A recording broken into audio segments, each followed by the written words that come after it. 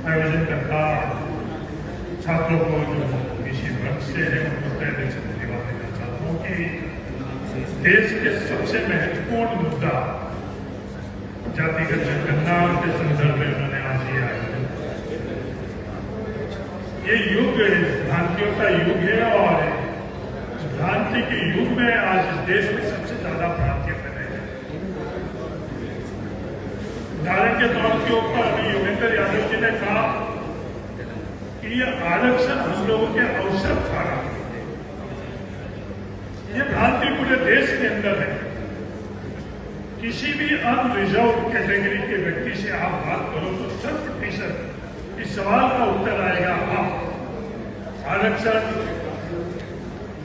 योग्यता को खाना है, आरक्षण अवसर को खाना है। पर सच्चाई इससे बिल्कुल अलग है। दुर्भाग्य हम पिछड़ा वर्ग का है कि हम लोगों को भी सच्चाई पता है।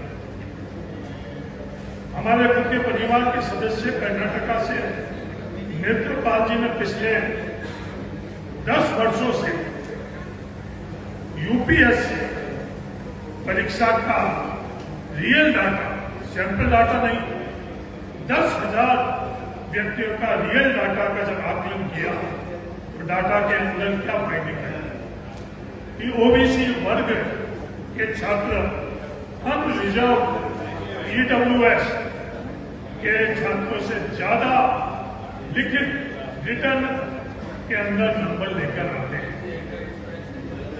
यह हकीकत है, तो यह हकीकत हम लोगों को भी नहीं पता। देश के अंदर इस बात का कहीं उल्लेख चर्चा नहीं होती। इंटरव्यू, जब यूपीएससी के अंदर इंटरव्यू के अंदर हम लोगों को कैटेगरी बतानी पड़ती है, एससी, एसटी, ओबीसी तमाम वर्गों को कैटेगरी बताना पड़ती है और इंटरव्यू के अंदर हम लोगों को नंबर कम दिए जाते हैं। ये कोई आरोप नहीं है, ये हकीकत है। ये डाटा कह रहे हैं, ये फैक्ट कह रहे हैं, ये फिगर कह रहे हैं, ये देश की हकीकत है। एक ये भ्रांति फैलाई जा रही है कि ये वर्ग और ये जाति आरक्षण खाली है। इस देश के अंदर 100% जातियों का आरक्षण, कोई भी जाति इस देश के अंदर आरक्षण से वंचित नहीं है। ओबीसी आरक्षण के तरह की कोई व्यवस्था इस देश के अंदर नहीं है।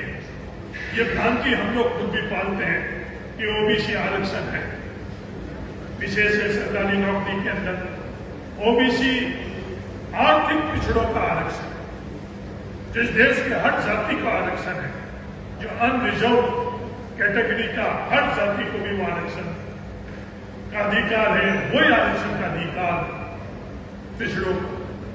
बहुत बड़ा षड्यंत्र इस देश के अंदर किया जा रहा है। ये पिछड़ा वर्ग संगठित नहीं हुई, ये आज से नहीं हजारों वर्ष से ये जात की व्यवस्था इसीलिए बनाई गई है कि जो शूद्र है, जो चार व्यवस्था, वर्ण व्यवस्था के अंदर हम लोग जो शूद्र के अंदर है, ये संगठित नहीं हुई, इसलिए ये जात की व्यवस्था बनाई गई है।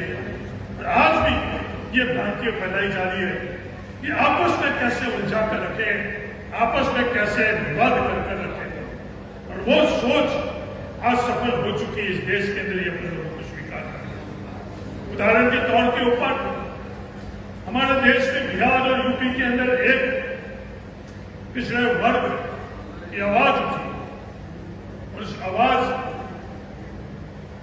जैसे उठकर और सत्ता के अंदर हिस्सेदारी और भागीदारी हुई, बहुत बड़ी भ्रांति फैलाई गई। ये हिस्सेदारी और भागीदारी सिर्फ एक जाति विशेष को मिली। मैं स्पष्ट तौर पर कहना चाहता हूं, जब जातिगत जनगणना बिहार के अंदर हो चुकी है, ये भ्रांति फैलाई गई सिर्फ यादव जाति को ही पिछड़ों के अंदर सबसे ज्यादा हिस्सेदारी और भागीदारी है, तुम्हारा हक और अधिकार सिर्फ यादव जाति ने दिया। और हकीकत क्या है, जातिगत जनगणना ने हम लोगों को हकीकत बताया कि यादव जाति में भी 14% से ज्यादा यादव जाति जो हम लोगों के परिवार के अंदर है, बिहार के अंदर उनकी जनसंख्या है और उनके जमीन के अंदर कितनी उनकी हिस्सेदारी और भागीदारी है, यह आंकड़ा निकालोगे तो 14% हिस्सेदारी और भागीदारी। सरकारी नौकरियों के अंदर हिस्सेदारी भागीदारी कितनी है, 14% भागीदारी नहीं, आधी भी भागीदारी नहीं। आर्थिक तौर पर क्या स्थिति है, सिर्फ वो पिछड़ों की लड़ाई में आज्ञावान थे, इसलिए उनको अपने परिवार से कैसे अलग कर सके उसमें वो सफल हो चुके हैं। आज हम लोगों के सामने चुनौती है कि हम कुछ अलग चीज नहीं मांग रहे हैं। संविधान के माध्यम से जो हमारा हक और अधिकार है कि सामाजिक तौर के ऊपर हम लोग, आर्थिक तौर के ऊपर जो बातें कर रहे हैं, ये संविधान के अंदर का एक प्रावधान नहीं है। संविधान की भावनाओं के विरोध के अंदर ये फैसले हो रहे हैं और हम लोग भी मौन, क्या हमको मौन रहना चाहिए? जब हम ये संविधान को उठाकर जय संविधान जय भीम बोलते हैं तो हम लोगों का ये जिम्मेवारी बनती है कि संविधान की जो मूल भावना, जो सामाजिक तौर के ऊपर पिछड़ापन है, उस आधार के ऊपर उनको हक और अधिकार मिलने चाहिए जो हजारों वर्ष आज बांटा जा रहा है। आर्थिक तौर के ऊपर बांटा जा रहा है। आर्थिक तौर पर क्या आज हम लोगों को बराबर का अधिकार मिल रहा है? सवाल का उत्तर है नहीं। आज हमारे परिवार में जो आईएएस है उनमें से कितने प्रिंसिपल सेक्रेटरीज हैं, सरकारों में कितने हैं, स्टेट गवर्नमेंट में कितने हैं, सेंट्रल गवर्नमेंट में कितने हैं? आज बनारस हिंदू विश्वविद्यालय की बात कर रहे हैं कि कई साल पहले हम लोगों को वहां आरक्षण नहीं था, पिछड़ों का आरक्षण नहीं है। राजस्थान के अंदर भी नेशनल लॉ विश्वविद्यालय के अंदर आज से 2 साल पहले आरक्षण नहीं था। आज इस देश में कई विश्वविद्यालय ऐसे हैं जिसके अंदर आरक्षण नहीं है। आज आरक्षण के माध्यम से आज से 100 वर्ष पहले तमिलनाडु के अंदर जो आज जिनको हम लोग पूछते हैं, उनके संघर्ष के कारण, पेरियार के कारण उस वक्त आरक्षण की व्यवस्था है। क्या इस देश के विकास के अंदर, इस देश को आगे बढ़ाने के लिए तमिलनाडु किसी भी मायने में पीछे है? नहीं। आर्थिक तौर पर पीछे है? नहीं। शैक्षणिक तौर पर पीछे है? नहीं। वो आरक्षण की व्यवस्था के अंदर सबसे ज्यादा इस देश के अंदर किसी की भूमिका रही है, उस प्रदेश के अंदर गिनती होती है तमिलनाडु। इस देश को समझना पड़ेगा। इस देश को विकसित देश बनाने के लिए वो मॉडल जो आज से 100 साल पहले तमिलनाडु के अंदर था, उस मॉडल पर हम लोगों को चलना चाहिए। या जो एक दूसरी सोच है, जो हम लोगों को आपस के अंदर टकराव, हम लोगों को आपस में बहुत करने वाले 27% हम लोगों को रिजर्वेशन मिले। आज कितने वर्ष हुए क्या 27% हम लोगों को रिजर्वेशन मिल रहा है? आंकड़े उठाकर देखें। पार्लियामेंट के अंदर जब ये प्रश्न पूछा गया कि कितने प्रतिशत, क्या 27% आरक्षण ओबीसी को मिला है, उसका उत्तर केंद्र सरकार के अंदर नहीं, 27% नहीं। आज हम लोगों की जनसंख्या कितनी है सबको पता है। हर राजनीतिक जो उम्मीदवार है अपने अपने पार्टी का, उसको बूथ के ऊपर किस जाति के कितने, जाति छोड़ो, किस गोत्र के कितने मतदाता है, उन लोगों के भी उनके पास आंकड़े हैं। तो क्या देश को ये आंकड़े पता चलने चाहिए? नहीं पता चलना चाहिए। इन आंकड़ों से किसी को नुकसान नहीं होगा। इस आंकड़ों के अंदर सबसे ज्यादा अगर किसी को फायदा होगा तो भारत को होगा। भारत को अपन दुनिया का सबसे अगर देश बनाने चाहते हैं तो सबकी हिस्सेदारी और सबकी भागीदारी जब तक हम सुनिश्चित नहीं कर सकते हैं, तब तक हम लोग भारत को स्वस्थ देश नहीं बना सकते। ये सोच हम लोगों को बदलनी पड़ेगी। ये लड़ाई उस सोच से है। तो फैसले में मैंने उदाहरण मेरे प्रदेश राजस्थान के अंदर हम लोगों को कहने के लिए तो 21% आरक्षण ओबीसी को मिला हुआ है, पर जब भर्तियां निकलती थी तो 0%, 1% उन भर्तियों के अंदर ओबीसी के लिए पद सृजित होते थे। उसका मूल कारण क्या है? आज 34 वर्ष बाद में भी, इस आरक्षण के बाद में भी प्रदेशों के अंदर रोस्टर नहीं बने हुए, रोस्टर नहीं बने हुए हैं। कोई अनरिजर्व कोई किसी एक जाति के लिए, वर्ग के लिए नहीं है।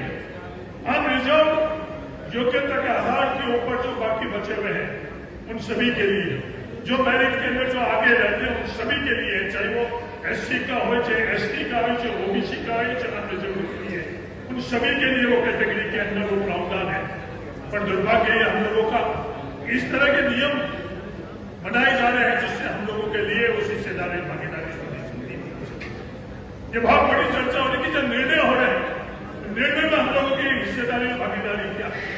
कभी सवाल पूछा जाता है इस बजट बनाने वालों के अंदर उस निर्णय में कौन बैठा था? तो इस सवाल इस देश के अंदर जातिवाद के तौर के ऊपर देखा जाता है। यह हम लोगों का दुर्भाग्य है। सबकी हिस्सेदारी और भागीदारी की जब हम लोग बात करते हैं तो हम लोगों को जातिवाद के तौर के ऊपर करा जाता है। आज बिहार के अंदर जातिगत जनगणना के माध्यम से क्या हालात बने हुए हैं सबको पता है। क्या वह जातीय द्वेष भावना हुई, क्या वह दंगे भड़के नहीं हुई, ये कुतर्क है। मेरा आप सब लोगों के माध्यम से इस बात को कि आज इस देश की आवश्यकता सिर्फ एक्शन ही नहीं, इस देश को आगे बढ़ाने के लिए न्यूनतम अगर किसी चीज का पहला कदम जातिगत जनगणना होनी चाहिए। जातिगत जनगणना जो सच्चाई को पता करने में किसी को नुकसान नहीं है, किसी को नुकसान नहीं है। एक जो विचार, एक सोच जो स्टेटस को बनानी चाहती है, जो हमारे देश के अंदर सबकी हिस्सेदारी और भागीदारी की सोच के खिलाफ अतिक्रमण कर रखना चाहती है, जो ये नहीं चाहती सबकी हिस्सेदारी और भागीदारी रहे, उस सोच को जरूर इससे तकलीफ हो सकती है, असहमति हो सकती है, वरना इस देश को, जो देश के राष्ट्रीय भक्त है, उनको कभी भी तकलीफ नहीं हो सकती है। जातिगत जनगणना, जातिगत जनगणना के माध्यम से हमें क्या पता चलेगा? जातिगत जनगणना के माध्यम से हर पैमाने में हम लोगों के पास जमीन कितनी है। मैं उदाहरण वापस राजस्थान का देना चाहता हूं। राजस्थान के अंदर एक सर्वे हुआ जिसमें भरतपुर और धोलपुर, उन दोनों जिलों के अंदर जाट जाति जो ओबीसी के अंदर हम लोगों में जाति है, उसके संदर्भ में हुआ कि जमीन के ऊपर उन लोगों के पास कितनी जमीन है। जो औसतन जमीन है उससे 1/4 जमीन उन दोनों जिलों के अंदर उन लोगों के पास है। ये हकीकत समावेश पूरे राष्ट्र के अंदर है। नहीं तो हम लोगों की जमीन, नहीं हम लोगों को नौकरी, नहीं हम लोगों के पास व्यापार का माध्यम, दिन देने के अंदर हिस्सेदारी और भागीदारी। इस रूप से इस देश को कैसे हम लोग आगे लेकर जा सकेंगे, इस देश को आगे बढ़ाने में हम लोग कैसे योगदान कर सकेंगे, ये सवाल मैं इस देश के सामने रखना चाहता हूं। जब रणभेद का आंदोलन चल रहा था, अब्राहम लिंकन जैसे कई लोग कालों के साथ में खड़े रहे। आज इस आंदोलन के अंदर तमाम लोग जो इस भारत से, देश से प्यार करना चाहता है, वो सबकी हिस्सेदारी और भागीदारी के साथ में हम लोगों के साथ रहे, जातिगत जनगणना करवाई। धन्यवाद। जय हिंद, जय जवान, जय किसान, जय भीम, जय भीम।